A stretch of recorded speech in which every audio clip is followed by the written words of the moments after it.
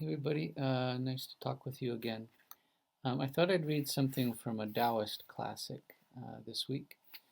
So this is The Secret of Caring for Life um, as defined by Zhuang Zi, who is a Taoist philosopher. We normally think of Lao Tzu, but Zhuang Zi has got a bit of humor I like. Anyways, The Secret of Caring for Life. Your life has a limit, but knowledge has none. If you use what is limited to pursue what has no limit, you will be in danger. If you understand this and still strive for knowledge, you will be in danger for certain. If you do good, stay away from fame. If you do evil, stay away from punishments. Follow the middle, go by what is constant, and you can stay in one piece, keep yourself alive, look after your parents, and live out your years. Cook Ting was cutting up an ox for Lord Wenhui. At every touch of his hand, every heave of his shoulder, every move of his feet, every thrust of his knee, zip, zoop, he slithered the knife along with a zing, and all was in perfect rhythm, as though he was performing the dance of the mulberry grove or keeping time to the Qingshou music. Ah, this is marvelous, said Lord Wenhui. Imagine skill reaching such heights. Cook Ting laid down his knife and replied, What I care about is the way, which goes beyond skill. When I first began cutting up oxen, all I could see was the ox itself. After 3 years, I no longer saw the whole ox, and now I go at it by spirit and don't look with my eyes. Perception and understanding have come to a stop, and spirit moves where it wants. I go along with the natural makeup, strike in the big hollows, guide the knife through the big openings, and follow things as they are. So I never touch the smallest ligament or tendon, much less a main joint. A good cook changes his knife once a year because he cuts. A mediocre cook changes his knife once a month because he hacks.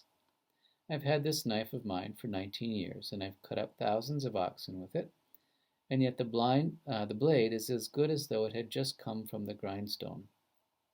There are spaces between the joints, and the blade of the knife has really no thickness. If you insert what has no thickness into such spaces, then there's plenty of room, more than enough for the blade to play about in. That's why after 19 years, the blade of my knife is still as good as when it first came from the grindstone.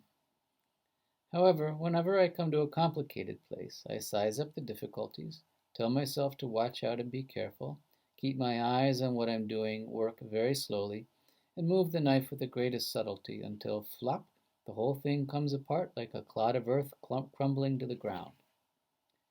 I stand there holding the knife and look all around me, completely satisfied and reluctant to move on, and then I wipe off the knife and put it away. Excellent, said Lord Wenhui. I have heard the words of Cook Ting and learned how to care for life. When Kung Wenxuan saw the commander of the right, he was startled and said, What kind of man is this? How did he come to lose his foot? Was it heaven or was it man?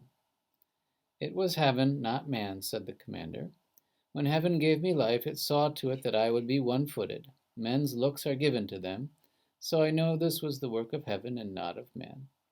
The swamp pheasant has to walk 10 paces for one peck, and 100 paces for one drink, but it doesn't want to be kept in a cage.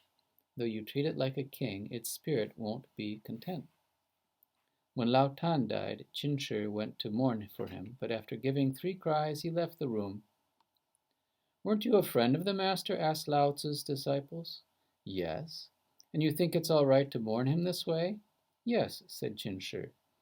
At first I took him for a real man, but now I know he wasn't. A little while ago, when I went in to mourn, I found old men weeping for him as though they were weeping for a son, and young men weeping for him as though they were weeping for a mother. To have gathered a group like that, he must have done something to make them talk about him, though he didn't ask them to talk or make them weep for them, though he didn't ask them to weep. This is to hide from heaven. Turn your back on the true state of affairs and forget what you were born with. In the old days, this was called the crime of hiding from heaven.